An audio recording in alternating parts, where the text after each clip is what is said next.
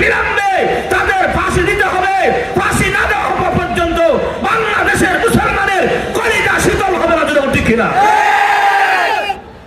ইখলাস থাকতে হবে, নিয়ত থাকতে হবে, সহি নিয়ত।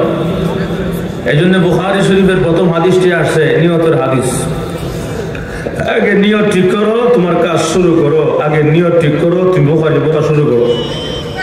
প্রতিটা কাজের শুরুতে নিয়ত সহি করা। যদি সহি থাকে, কিয়ামতের কঠিন ময়দানে যখন বান্দা ধরা পড়ে যাবে, যখন ফেরেশতারা তাকে জাহান্নামের দিকে হাঁকায় নিয়ে যাবে, এমনি বান্দা পেছন দিক তাকায়, গার ঘোরায় ঘোরায়। গার বোঝেননি আপনারা? আরে আমার বাড়ি ব্রাহ্মণবাড়ি, ব্রাহ্মণের বাসা চলে আসে। গার বোঝেন তো? গর্দান ঘুরিয়ে, গার ঘুরিয়ে ঘুরে, মাথা ঘোরায় ঘোরা পিছন দিক তাকায়। ফেরেশতা জিজ্ঞাসা করবে, হে পাপিষ্ট জাহান্নামী, পিছন দিক তাকাস কেন? তখন জাহান্নামী বান্দা জবাব দিবে, দুনিয়াতে উলামায়ে কেরামের জবান থেকে শুনেছি আল্লাহর নাম রহমান আছে, রহিম আছে। তিনি ইচ্ছা করলে তার রহমান রহিম নামের দয়ায় আমাকে মাফ করার ক্ষমতা ওনার আছে। সুবহানাল্লাহ। এই কথাটা বলার সঙ্গে সঙ্গে আল্লাহর রহমতের সাগরে জোশ উঠে যাবে। আল্লাহ বলবেন, এ ফেরেশতা থাম, আর যাইস না, সামনে আগাইস না, দাঁড়া। আমার বান্দা এখন যে কথা বলছে, যদি হেরে মাফ না করি, আমার রহমান আর রহিম নামের ইজ্জত থাকতো না। সুবহানাল্লাহ। পাও থেকে মাথা পর্যন্ত পুরো বডি চেক করো, দেখো কোথাও কোনো আমল আছে কিনা। ফেরেশতা চেক করে দেখে কোনো আমল নাই, শূন্য, একদম শূন্য। আল্লাহ কোনো আমল পাইনি তো, পাও নাই? তা আবার চেক করো, দ্বিতীয়বার। আবার যখন চেক করলেন, দেখলেন বান্দার জিহ্বার নিচে একটু আমল দেখা যায়। সুবহানাল্লাহ। ফেরেশতা চিৎকার করে, আল্লাহ আমল তো পাইছি, এতক্ষণ ছিল না, এখন কেমনে আসলো? কার ইশারা? কার কারিশমা? আল্লাহ পাকের ইশারা। আল্লাহ কোন বান্দাকে জাহান্নামে দিলে আল্লাহ লাভ আছে না? লাভ নাই। আল্লাহ আমল পাইছি তো, পাইছো? তাহলে দূরবীন লাগাও, তথ্য লাগাও, অনুসন্ধান করো আমলটা কোন জেলার, কোন থানার, কোন ইউনিয়নের, কোন গ্রামের, কোন মহল্লার আমলের তথ্যটা নেও। সুবহানাল্লাহ। জোরে কোন, আরো জোরে কোন।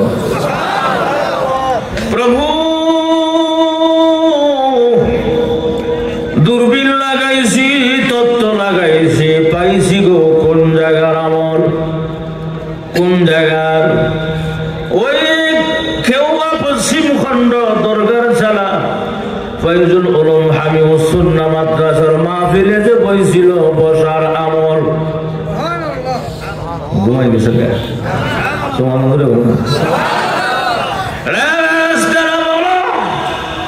এই মাহফিলে বাংলা কেন বসা ছিল? আল্লাহ তোমার জান্নাতের আশায়, জাহান্নাম থেকে মুক্তির আশা। ফেরেশতারা রে, আমার বান্দা কি জান্নাত দেখছিনি বলে না, জাহান্নাম দেখছিনি বলে না, এরপর বসা ছিল। এখন তোমরা বলো আমার বান্দারে মাফ করতে পারি কিনা? এখন ফেরেশতারা বলবে, প্রভু গো, আর শরম দিও না, লজ্জা দিও না, তাড়াতাড়ি বান্দার গুনাহগুলো মাফ করে এই পৃথিবীর 10টা পৃথিবীর সমান একটা জান্নাতের মালিক বানায়া দাও। আপনা থেকে, আপনার জান্নাত থেকে এই পৃথিবী 10টা পৃথিবী সমান জান্নাত দিবে। যারা ভিআইপি জান্নাতি, জান্নাতুল ফেরদাউস। সুবহানাল্লাহ। জান্নাতুল ফেরদাউসের উদাহরণ দেওয়ার মতো জিনিস দুনিয়াতে আল্লাহ সৃষ্টি করে নাই। সুবহানাল্লাহ। আল্লাহ বলবেন, হ্যাঁ জান্নাত দিয়ে দিব, আমি আমার বান্দাকে মাফ করে দিলাম, জান্নাতি বানাই দিলাম। সুবহানাল্লাহ। কিন্তু এখানে প্রশ্ন হইল, সরে মুকদ্দার জবাব আছে। প্রশ্নটা হইল, ফেরেশতা যে বললেন আল্লাহ শরম দিয়েন না, এটা কেন বললো? এর কারণটা কি? এর কারণ আছে না নাই? আল্লাহ রাব্বুল আলামিন যখন বলছিলেন, ও আমার ফেরেশতা, আমি আল্লাহ বনি আদম বানাইতে চাই, তোমরা কি বলো? ফেরেশতারা কি বলছিল? আতাজালু ফিহা মাইয়ুফসিদু ফিহা। আমরা ইস্তিফহাম, উলামায়ে কেরাম যারা জানে, ছাত্র যারা আরবি গ্রামার বুঝে তারাও জানে, প্রশ্নবোধক। আমরা ইস্তিফহাম, আতাজালু, আপনাকে এমন জাতি বানাবেন এই জাতি দুনিয়া দাঙ্গা হাঙ্গামা মারামারি কাটাকাটি করবে? লাভ নাই। ওরা শুভ আছে না নাই? আসতে আছে না নাই?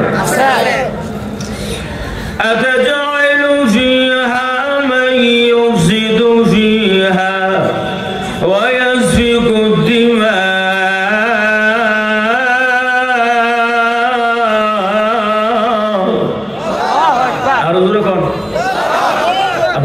দিলে বক্তার দাম বেড়ে দেবো না, যা আছে তাই থাকবে। লাভ কি হুজুর? আল্লাহ খুশি হবে, শয়তান বেজার হবে, রহমত নাজিল হবে। আমরা কারে খুশি করতে চাই? বেজার করতাম কারে? আস্তে আওয়াজ দিলে শয়তান খুশি হয়, কেন? জোর আওয়াজ দিলে হেরকুলি যে আগুন লাগে, জোর ওঠে কিনা? লেগে আমি তেলাওয়াত বাড়াই করবো, যদি আপনারা বলেন তেলাওয়াত বাড়াই করবো, যদি আপনারা আওয়াজ দেন জোর ওঠে কিনা? আল্লাহ বলে ফেরেশতা বলে আতাজালু ফিহা, আপনি এমন জাতি বানাবেন দুনিয়া, যে জাতি দুনিয়া দাঙ্গা হাঙ্গা মারামারি কারাগারি করবে, লাভ নাই, আমরাই ভালো, আমরাই ভালো। কোনটার তরজমা? এরপর অংশে আল্লাহ নিজে বলে দিয়েছে, ওয়া নাহনু নুসাব্বিহু বিহামদিকা ওয়া নুকদ্দিসু লাক, প্রশংসা আমরা করব, তাসবিহ আমরা করব, গুনাহবলি আমরা করব, বন্দেগী আমরা করব, জাতি বানায় গ্যাদারিং করেন না। এই কথাটা ফেরেশতারা কারে বলল? আল্লাহ কি বলছেন? কোরআন শরীফে আছে না নাই? ইন্নী আ'লামু মা লা তা'লামুন।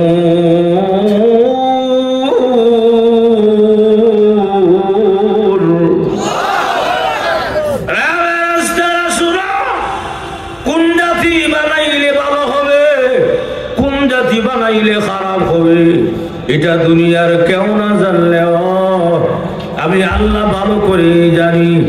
এই জন্য মহান আল্লাহ ফেরেশতাদের কথা উদ্ধ করে, ফেরেশতাদের কথা প্রত্যাখ্যান করে মহান আল্লাহ রব্বুল আলামিন বনি আদম তৈরি করে ফেললেন।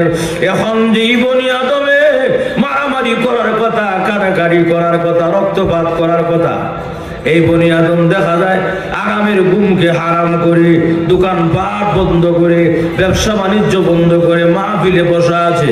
আল্লাহ মনে করেছিলাম কি আর ওইটাছে কি?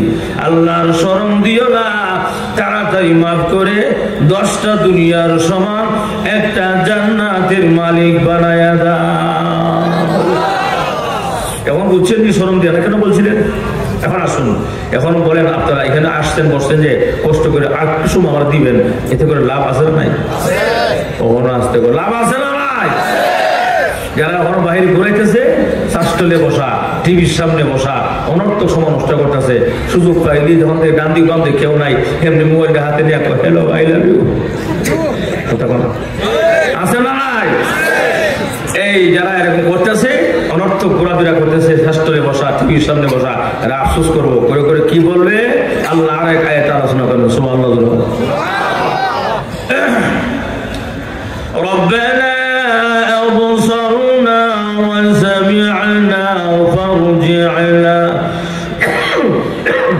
না'মাল সালিহান ইন্না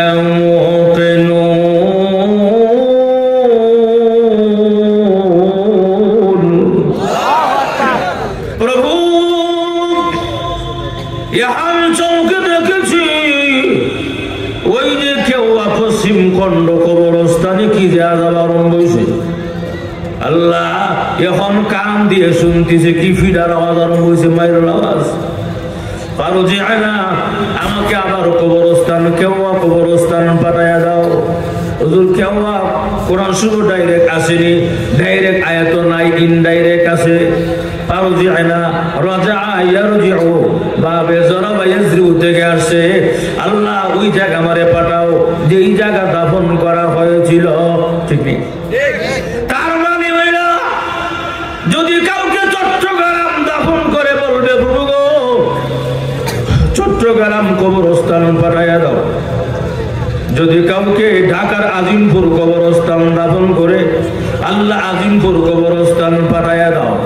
যদি কাউকে গাজীপুর, মাওনা, শ্রীপুর, ওই যে আপনার কেওয়া কবরস্থান দাফন করে আল্লাহ কেওয়া কবরস্থান পাঠাইয়া দাও। কেন?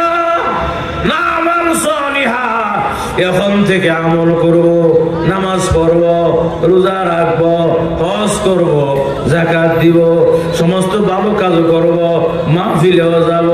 আল্লাহ আর কোনদিন আল্লাহ জিনা করব না, গুনাহ করব না, সুদ খাবো না, ঘুষ খাবো না।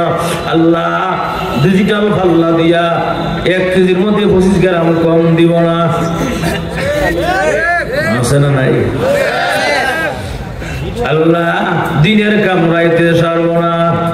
দিনের কামড়াইতে বাতি আছে না নাই? ডিজিটাল পাল্লা দিয়া কম দিছে, এটা যে দিছে সে জানে, আর কে জানে? আল্লাহ। মাজুর ঠিক কিনা? দেখবেন আপনার দেশে গরু এরিকেট করে না, এরিকেট করলে দেখবেন যে ফজর সময়, ফজর আগে বেচারা ক্ষেতের মালিক ঘর থেকে বের হইয়া কেটে যায়, গিয়া ডান দিক বাম দিক টাকা পেছন টাকা দেখ কেউ নাই, সুবর্ণ সুযোগ এমনি আরেকজনের ক্ষেতের লাল কাটতে দিয়া নিজের কত পানি মাগ না সারে।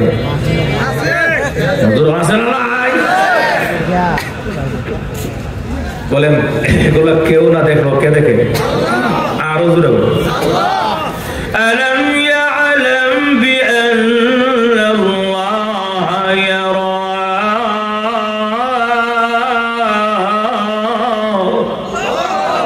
আল্লাহ বলেন তোমরা কি জানো না আমি আল্লাহ সব দেখি, যে সব দেখে। মাজুর ঠিক কিনা? আল্লাহ সব জায়গায় আছে তো? আল্লাহ সব জায়গায় আছে না নাই?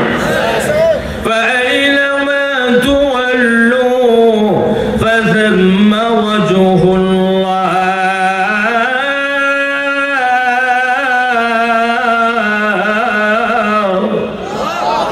যেদিকে তাকাও সেদিকে আমি আল্লাহ। এমন কোন জায়গা নাই যেখানে আমি আল্লাহ নাই। আল্লাহ আছে না নাই? তাহলে আল্লাহ দেখেন, এই আয়াত কইলাম আল্লাহ সব জায়গায় আছেন, সেই আয়াত বললাম। আমরা দুই কান দুধের হিসাব আসেনি, হিসাবের নাম কি?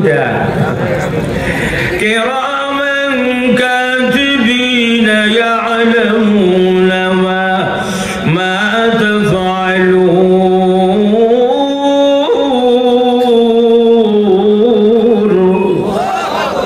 দুই কাঁধে দুই ফেরেশতা আছে, বিদ্যমান অবস্থায় যা কিছু করো সব লেখা হয়ে যায়, সব কিছু ভিডিও হচ্ছে। জীবন বালেক হওয়ার পর থেকে নিয়ে মৃত্যুর আগ পর্যন্ত সব ভিডিও হচ্ছে। কিয়ামতের কঠিন ময়দানে সব ওপেন করে দেওয়া হবে। তখন দেখবে রে বান্দা, চশমার আড়ালে কার ইশারা দিয়েছিলাম এটা উঠে গেছে, কথা কথা কাকে আমি ঠকাইছিলাম, কাকে আমি মাফের মধ্যে কম দিয়েছিলাম, কারে জুলুম করেছিলাম, মাথার বুদ্ধি দিয়ে ক্রিমিনালি করে আমি কারে ধ্বংস করেছিলাম, এগুলো সব উঠে যাবে কিয়ামতের মাঠে। দেখবে তখন বান্দা নিজে আফসোস করবে আর বলবে আমি জাহান্নামী ছাড়া উপায় নাই। আমার কথা না, আল্লাহ কোরআন আয়াতে নিজে বলে না, বান্দা কি বলবে?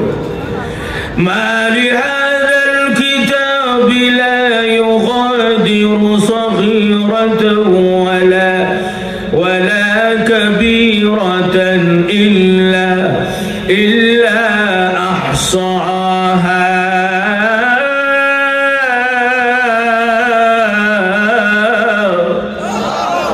প্রভু কেমন কিতাব গো, যেই কিতাবের মধ্যে ছোট গুনাহ উঠছে, বড় গুনাহ উঠছে, মাঝারা গুনাহ উঠছে।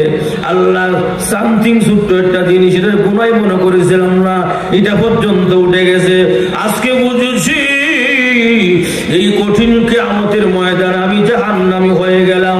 আল্লাহ এখন বুঝেছি আর কোনো অসুবিধা হবে না, আবার দুনিয়া পাঠাইয়া দাও। পাঠাইবনি আরো ধরে কা এর লিগে আল্লাহ কব কি রে সগীর আলী, কবির আলী, সেরাগ আলী, এখানে জাহান্নামে পার কেন আইলে? হ্যাঁ কেন আইলি তুই? দুনিয়াতে নবী রাসূল পাঠাইছিলাম না, দাওয়াতের কাজ দিয়ে উলামায়ে কেরাম বয়ান করছিস না, এখানে লিখে রে মাজুর ঠিক না? আমার কথা না, আল্লাহ নিজে কোরআন আরেক আয়াতে বলে, আয়াত বলবো না, অসুবিধা হবে। সাআলাহুম খাযানাতুহা আলাম ইয়াতিকুম নাযীর।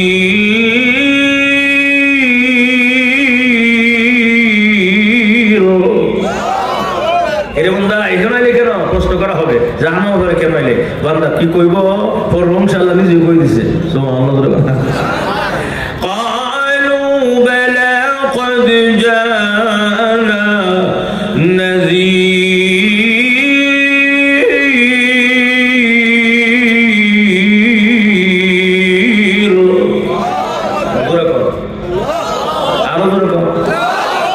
প্রভু সংবাদদাতা এসেছিল, পয়গম্বররা দাওয়াতের কাজ দিয়ে গিয়েছিল, লক্ষাধিক পয়গম্বররা দুনিয়াতে এসেছিলেন। আল্লাহ উলামায়ে কেরাম বিভিন্ন জায়গা থেকে এসে বয়ান করেছিল। আল্লাহ মাইকের আওয়াজ আমার কানে আসছিল, আমি শ্বাসতলে বসা ছিলাম, টিভির সামনে বসা ছিলাম, কেন যাই নাই গো। যদি গিয়া শুনতাম, আজকে কত ভাগ্যবান হয়ে যেতাম। আল্লাহ দাওয়াত তবলিগ ওয়ালা ভাইয়েরা, আমরা দরে দরে দোকানে দোকানে গাঠি লইয়া বদনা লইয়া গেছে, আমরা গাঠি ছোড়া বদনা ছোড়া কয়া তারাই দিছিলাম।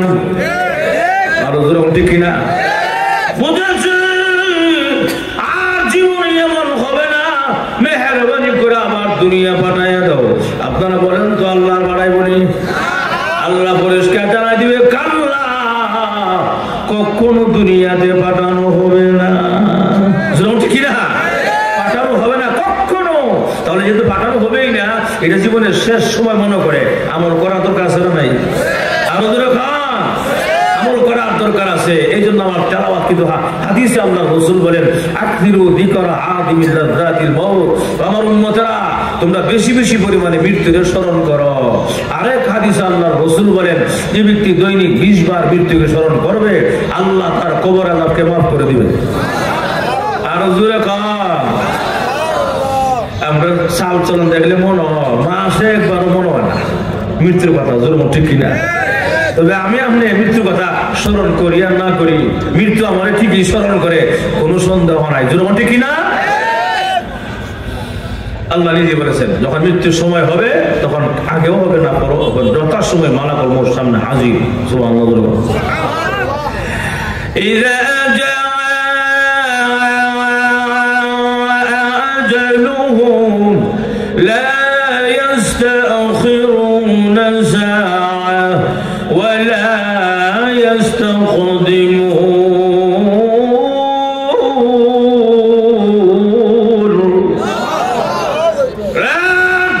পৃথিবীর মানুষ, জাহান্নাতে তোমার মরণের সময় হয়ে যাবে। আজরাইল মালাকুল মউত 1 সেকেন্ড আগেও আসবে না, 1 সেকেন্ড পরও আসবে না, যত সময় মালাকুল মউত হাজির হয়ে যাবে। অতএব ও গাজীপুর খেওয়ার মানুষ, ফিরে আনো হুশ, ফিরে আনো হুশ। আপনি বেহুশ হয়ে গেছি কথা বলা, নামাজ নাই, রোজা নাই, আল্লাহ নাই, রসুল নাই, দুনিয়া দুনিয়া দুনিয়া করতে করতে পাগল হয়ে গেছে। এভাবে তার সময় অতিবাহিত হয়ে যায়। হঠাৎ একদিন মালাকুল মউত সামনে হাজির হয়ে যায়, খালি হাতে বিদায় হতে হয়। ঠিক কিনা? খালি হাতে বিদায় হতে হবে। এই জন্য এখনো সময় আছে। আজরাইল আসতে কিন্তু আর কোথাও যাইবার জায়গা নাই, পালাইবার জায়গা নাই, বাহানা করার সুযোগ নাই। কথা বলা, এই কথাটাই আল্লাহ পাক আজকে আমার তেলাওয়াত আয়াতে বলেন। এতক্ষণে গুছাই নিয়ে আনছি কথা পরিষ্কার করার জন্য। আল্লাহ বলেন, আইনামা তাকুনু ইউদরিকুমুল মাউত। কোথায় পালাবে মরণ থেকে, কোথায় ভাগবে মরণ থেকে? কোথাও ফালাইবার জায়গা নাই, ভাগবার জায়গা নাই। এরপর অংশে আল্লাহ নিজে ব্যাখ্যা দিয়ে বলেন, ওয়ালাউ কুনতুম ফি বুরুজিম মুশাইয়াদা। যদিও তোমাকে লোহার নির্মিত দুর্গে রাখা হয়, এমন একটা রুমের ভিতরে রাখা হয়েছে যেই রুমের ভিতরে কোনো দরজাও নাই, জানালাও নাই, ছিদ্রও নাই, বাতাস ঢোকার কোনো ক্ষমতা নাই, এমন একটা রুমের ভিতরে আটকায়া রাখলেও সেখান থেকেও আজরাইল আনার ক্ষমতা আসেনি।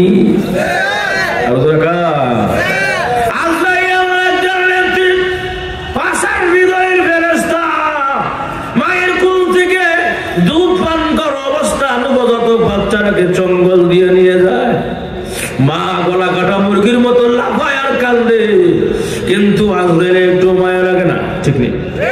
আরো ধরে কাম। এই জন্য আমাদের হায়াত খুব বেশি না কম? আরো ধরে কাম। এত কম হায়াত। মুয়াজ্জিন যখন একামত দেয়, মুয়াজ্জিন যখন একামত দেয়, একামতের লাস্টের শব্দটা কি কয়? লা ইলাহা। আমার সোফার এক আমার কোনো দাম না নাকি? হ্যাঁ, একজন লোকও নাই, পুরা খালি। একটা সাহায্য আছে, গলার অবস্থা খারাপ। ভাইয়ের আমার, এখন এই অবস্থা, আমাদের হায়াত কি পরিমাণ কম। মুয়াজ্জিন যখন একামত দেয়, একামতের লাস্ট শব্দটা কি কয়? লা ইলাহা ইল্লাল্লাহ। লা ইলাহা ইল্লাল্লাহ বলার পরে ইমাম সাহেব নামাজের তাকবীর কয় ঘন্টা পরে? লোক লোক না কথা বলে, কথা বুঝতে অসুবিধা হয়। ইমাম সাহেব নামাজের তাকবীর করে আল্লাহু আকবার, এরপরে দেখবেন যে 2-3 সেকেন্ড জায়গা ও হাতটা উঠাই তো সোজা করতে আর বাম 2 জায়গা 2-3 সেকেন্ড কথা বলে জানেন। ভাইয়ের আমার কিতাবে লেখছে, ওই যে মুয়াজ্জিনের লা ইলাহা ইল্লাল্লাহ, ইমাম সাহেবের আল্লাহু আকবার বলার আগে যে কয়েকটা সেকেন্ড এই কয়েকটা সেকেন্ড সময় হলো আপনার আমার এই দুনিয়ার জীবন, ঠিক না? তাহলে হায়াত তো বেশি না কম? আমরা সমস্ত শিল্পীরা গান কয়, 1 মিনিটে নাই ভরসা,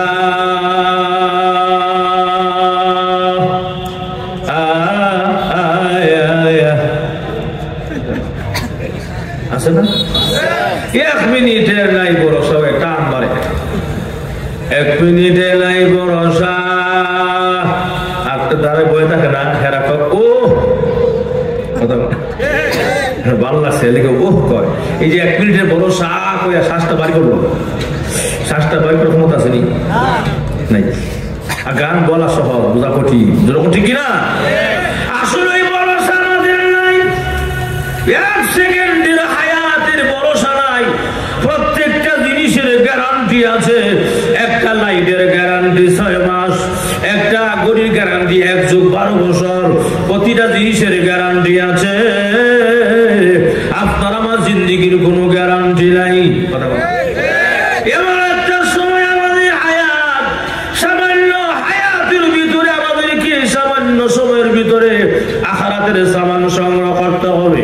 এজন্য আল্লাহর রাসূলের সাহাবী আবু যরকে উদ্দেশ্য করে বলেন, ইয়া আবা যররিন জাদ্দিদিস সাফিনাতা ফা ইন্নাল বাহরা আমিক। আবু যর রে, তোর ঈমানের নৌকা ভালো করে বাঁধো, মজবুত করে বাঁধো। মৃত্যুর সাগর অনেক ভয়ানক সাগর। এই সাগর দিতে সহজে যদি পাড়ি দিতে চাও, ঈমান আমল মজবুত করে আসিও। সুবহানাল্লাহ।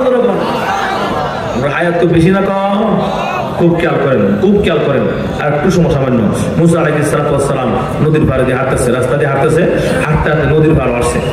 আসলে বলো, দেখে একজন বৃদ্ধা মহিলা অজুরে কাঁদতেছে। জিজ্ঞাসা করলেন, মা গো তুমি কেন কাঁদো এখানে? বলে আমি এখানে কাঁদি, আপনি কে? আপনি পরিচয় বলেন। মুসা আলাইহিস সালাম উনি যে নবী, আল্লাহর পয়গম্বর, মহিলা চিনতে পারে নাই। আপনি পরিচয় বলে, আপনি বললে কি না বলে কি? ও বলো না, তুমি কেন কাঁদো? আপনি পরিচয় কর। আমি বললাম মুসা কালিমুল্লাহ। এমনি মহিলা কান্না বন্ধ হয়ে গেছে গা। এমনি সরি, আমার ভুল হয়ে গেছে, বেয়াদবি মাফ করে দিবেন, আমি বুঝতে পারি নাই আপনি আল্লাহর পয়গম্বর, বেয়াদবি হয়ে গেছে, মাফ করে দিবেন। আচ্ছা তুমি কেন কান্দো? কান্দার কারণটা বলো। এমনি বলেন, আমি কেন কান্দি জানতে চান আপনি? আমি এখানে এই জন্য কান্দি, আমার এই জায়গার মধ্যে, নদীর এই জায়গাটার মধ্যে আমার একটা ছেলে বাচ্চা পানিতে ডুবে মারা গেছে। ছেলে বাচ্চার মায়া বিরহ ব্যথায় আমি মা এখানে আসি আর কান্দি, আমার মনকে আমি সান্ত্বনা দিই। সুবহানাল্লাহ। বলেন, সন্তানের জন্য বাপ মার মায়া আছে না নাই? কম না বেশি?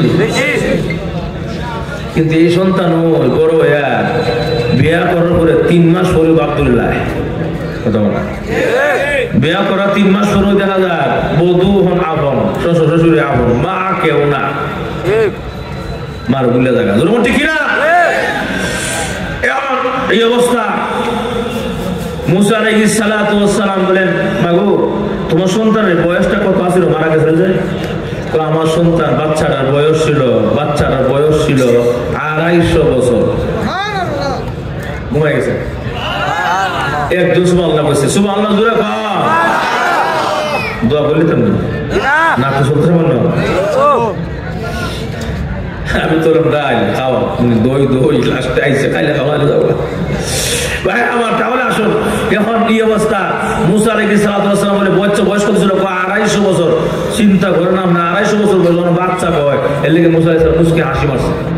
মা গো তোমার সন্তানের বয়স 250 বছর, তুমি মনে বাচ্চা গো? বলে হ, তুমি কি জানো না এমন একটা যুগ সামনে আসতেছে গো মা, এই যুগের উম্মতের হায়াত হবে 50, 60, 70, বেশি হইলে 100 খুব কম হয়ে যায়। কথা বলা ঠিক না?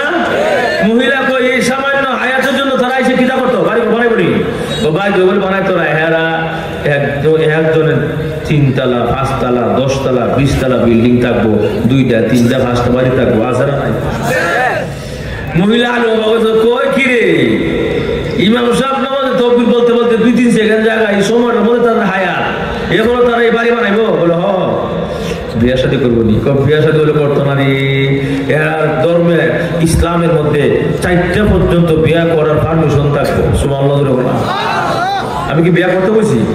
কত করে বলছি? অনুমতি আছে শর্ত সাপেক্ষে, যখন ঠিক কিনা? আমি 1 যুগ আগে, প্রায় 14 বছর আগে একটা পত্রিকা বলছিলাম। পত্রিকা দেখি এক লোকের বয়স হলো 250, এক লোকের বয়স হলো 42 বছর, বেটা বিয়া করছে 43টা। ঘুমাই গেছেন কা হেডলাইন লেখা, হেডলাইনের মধ্যে লেখা বয়স 42 বিয়া 43। চিন্তা করলাম দেখি তো একটু পইরা কলমটা পইরা দেখি, হ্যাঁ রে সর্বনাশ, বেচারা বিয়া করে আসছে করতে করতে সাথে সংখ্যা দাঁড়াইছে 43টা, 42 বছর বয়সে 43টা বিয়া। ঘুমাই গেছে মনে হয়। আমি চিন্তা করলাম এবার যদি 100 আগের যুগের মতো 250-300 বছর হায়াত পাইতো, তাহলে আপনার কেউ আয়ও শ্বশুর বাড়ি মাইল ঠিক কিনা? এটা খারাপ চরিত্র, খারাপ অভ্যাস, ঠিক কিনা? মহিলাকে এরা বিয়া শাদিও করবো, বলে বাচ্চা হইব, 12 সন্তান হয়, আছে না ভাই? মহিলাকে এত আয়োজন থাকে এই সামান্য হায়াতের লেগে, বলে মুসা পয়গম্বর, আমার মাথায় আসে না কেন তারা এত বিশাল আয়োজন করবে সামান্য হায়াতের জন্য।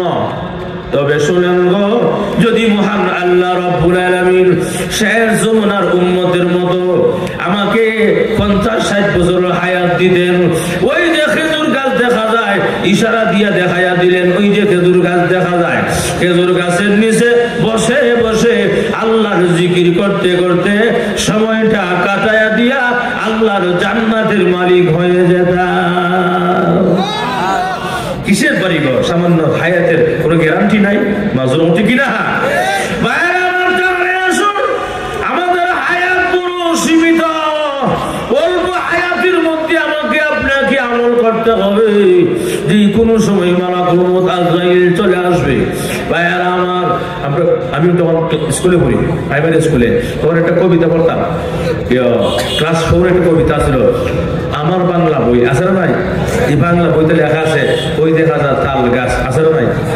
ওই দেখা যায় তাল গাছ, ওই আমাদের গা, কথা বল না, ওই দেখা যায় তাল গাছ, ওই আমাদের গা, ওইখানে একটা বাস করে কানা বগিচা, ও বগি তুই চাষ কি বান্তা ভাত কাজ নি, পান্তা আমি খাই না, পুঁটি মাছ খাই না, একটা যদি ভাই এমনি ধরে, আছে না ভাই? আমি একটা কবিতা বইলা নাই, ওই দেখা যায় তাল গাছ, আমি বলবো না, আমি বলবো ওই দেখা যায় কবরস্থান, ওই আমাদের ঘর, ওইখানেতে থাকতে হবে সারা জীবন ভর। আরো জোরে কর, ওই দেখা যায় কবরস্থান, ওই আমাদের ঘর, ওইখানেতে থাকতে হবে সারা জীবন ভর। ও কবর তুই চাস কি, টাকা পয়সা নেসনি, সুদ ঘুষ খাসনি, বলে না টাকা পয়সা নেই না, সুদ ঘুষ খাই না, মুমিন বান্দা পাই না, একজন যদি ভাই এমনি জান্নাতের বাগান হয়ে যায়। এজন্য আল্লাহর রাসূল বলেন, আল কবর রাউযাতুন মিন রিয়াজিল জান্নাহ আও হুফরাতুন মিন হুফারিন নার। কবরটা কারোর জন্য জান্নাতের বাগান হবে, আবার কারোর জন্য জাহান্নামের গাড়া হবে। ঈমান আমল যদি খারাপ হয়, কবরটা জাহান্নামের গাড়া হয়ে যাবে, আযাব আরম্ভ হয়ে যাবে, সাপ বিচ্ছু কামড়ানো আরম্ভ হয়ে যাবে, কবরটা সংকীর্ণ হয়ে যাবে, এক পাজরের হাড্ডি আরেক পাজর দিয়া বের হয়ে যাবে, শাস্তি আরম্ভ হয়ে যাবে। আর যদি ঈমান আমল ভালো হয়, আল্লাহর রাসূল বলেন, কবরের মধ্যে রাখার সঙ্গে সঙ্গে একজন ঘোষণাকারী ঘোষণা দিবে, ওয়ালবিসুহু মিনাল জান্নাহ ওয়াফরিশুহু মিনাল জান্নাহ। ফেরেশতারা রে, আমার বান্দাকে জান্নাতি পোশাক পরায়া দে, আমার বান্দাকে জান্নাতি বিছানা বিছায়া দে, এবং কবর থেকে একটা ছিদ্র কইরা দে জান্নাত বরাবর, দরজা খুলে দে, জানালা খুলে দে জান্নাত বরাবর, যেন আমার বান্দা কবরে ঘুমায়া ঘুমায়া জান্নাতের আরামায়েশ ভোগ করতে পারে। এজন্য ঈমান আমল ভালো দরকার আছে নাই? ঈমান আমল ভালো কেমনে? নামাজ না পড়লে নামাজ পড়তে হবে কিনা বলে? নামাজ ছাড়া বুজুর্গি নাই, নামাজ ছাড়া আল্লাহ ওলি হতে পারে না, নামাজ ছাড়া কোনোদিন মারিফতি নাই। কিন্তু আপনার সমাজে নামাজ না বলো ঈমান ঠিক আছে, কথা আছে না নাই? নামাজ না বলো ঈমান ঠিক আছে, কস কি তুই বাটপার নম্বর 1 দেখা যায়। নামাজ না বললে তোর ভিন্ন কথা, তোর জব কি আল্লাহর কাছে দিবে, কিন্তু নামাজ না বললে ঈমান ঠিক থাকে কেমন কথা বলা? আপনার সমাজের মধ্যে আছে না নাই? এগুলো হলো বন্ড বাটপা, ঠিক কিনা? এই জন্য ভাইয়ের আমার আল্লাহ রাসূল বলে, ঈমান আমল যদি ভালো থাকে তাহলে সক্রাতের হালতে আসমান থেকে রহমতের 500 ফেরেশতা নাজিল হবে তোমাকে স্বাগতম দেওয়ার জন্য। কয়শো? আরো তো রকম আপনার কষ্ট হইতেছে, শেষ করে দিলাই। আমারও শরীর খারাপ, তো বাদ দিলাই। আল্লাহ নিজে বলেন ইল্লাল্লাযীনা ক্বালু রাব্বুনাল্লাহ, যারা বলছিল আমার রব আল্লাহ, আমার সব আল্লাহ, আমাদের রবকে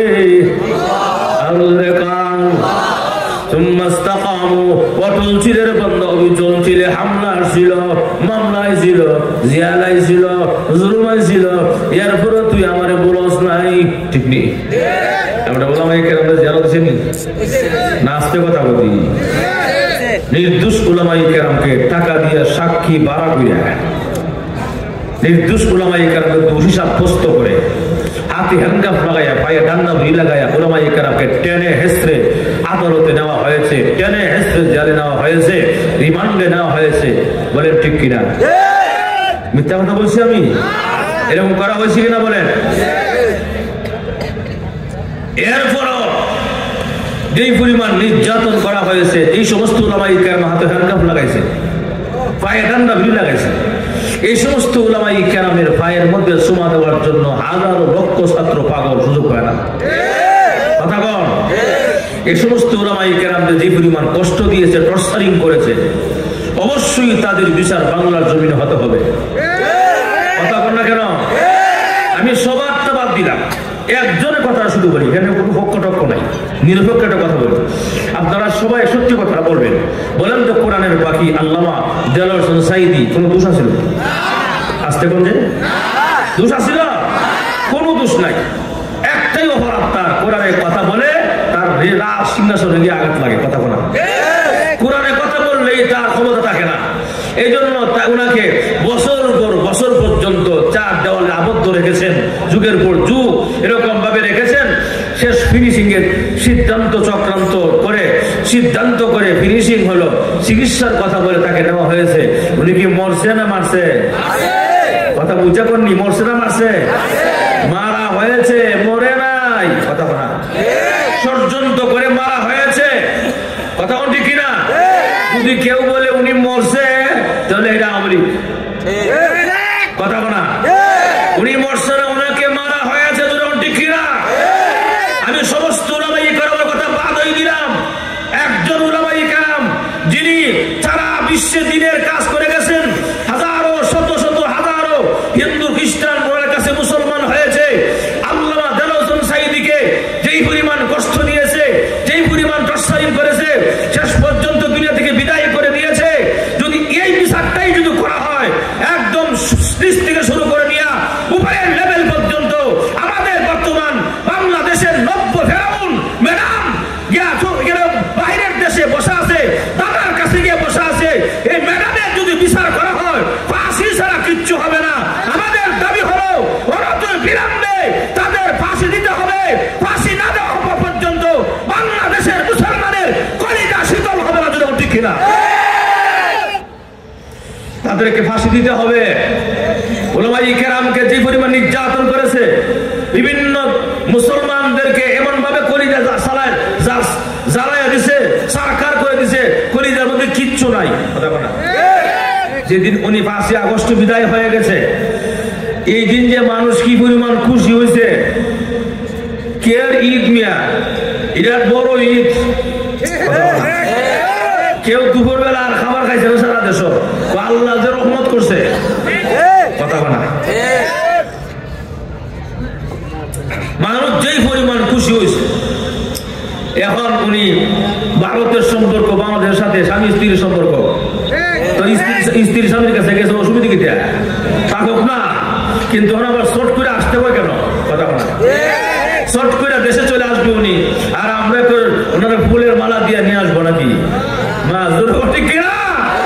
আমরা আসে, আমরা অপেক্ষায় আছি, খালি আসেন, ঢুকেন, জুতার মালা রেডি। আগে জুতার মালা পরাইয়া দিয়া জনে একটা করে সিমটি দিবে, আপনি উদাও হয়ে যাবেন গা। মাজুরে ঠিক কিনা? অতএব ভাইয়েরা আমার, আমি যেটা বলতে চাই, আমার ক্ষুদ্র জ্ঞানে বলি, উনি আসুন, ওনাকে জুতার মালা পরে আগে আয়না করে রাখতে হবে। যুগের যুগ আয়না করে রাখে, ফাঁসিতে ঝুলাইতে হবে, ঠিক কিনা? দেখে আমরা ফেরাউন ডবল ফেরাউন ঠিক কিনা কেন বলে আগেরটা তো আয়নাগর বানাইছে না রসুলের যুগের ওই মুসার যুগের ফেরাউন আয়নাগর বানাইছে না আর আমরা যুগের ফেরাউন আয়নাগর বানাইছে যে আয়নাগরের মধ্যে মানুষকে আবদ্ধ রাখা হয়েছে যুগের যুগ মানুষকে না খাওয়াইয়া দুকে দুকে মানুষকে মারা হয়েছে তিলে তিলে মারা হয়েছে অনেক ওলামাই কেরামকে কষ্ট দিয়েছেন অনেককে যুগের যুগ দেখা যায় দুনিয়ার আলু বাতাস দেখতে দেয় নাই এবার নির্যাতন করেছে আমি তো মনে করি ওই ফেরাউন থেকে এই ফেরাউন আরো জানেন জানোয়ার যাক এখন আবার বেশি কিছু করতাম না আপনার রাজনীতি অবস্থা রাজনীতি করতেছেন আমি কেন পক্ষে বলি বিপক্ষে কেউ কোনো কিছু বলি না রাজনীতি মনে করেন না ভাইয়ের আমার কষ্ট কথা বলা কিছু না বললে নাই হয় ঠিক কিনা কারণ যে পরিমাণ কষ্ট দিয়েছেন এরপরে আবার এখন ইদানিং দেশ নিয়ে ষড়যন্ত্র চক্রান্ত আরো বুঝছে দেশ নিয়ে ষড়যন্ত্র ওই যে ইসকন সংগঠন জঙ্গি সংগঠন খালি ওয়াজ করতেছি আমরা ওয়াজ করলেই হতো না এগুলো আপনাদেরকে নজর দিতে হবে কথা ঠিক কিনা